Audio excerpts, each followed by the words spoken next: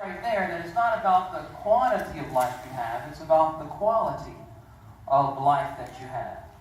Many a person has lived for 70 or 80 years, but they've done nothing. Whereas there are other people who've lived just a very short time, and God has done some tremendous things through them.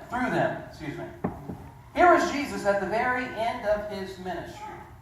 He knew that all things had come into his hand, and that he came from God, and he was going back to God. He had all the power of the world at his disposal, and yet he had the humility to wash some stinky disciples' feet. Now, this is interesting because, we always actually, we live in a time when we actually wear shoes with socks. And yes, when you're washing people's feet, you can see some of the lint from the sock on your hands, which is kind of nasty. But in the days of Jesus, they actually had sandals.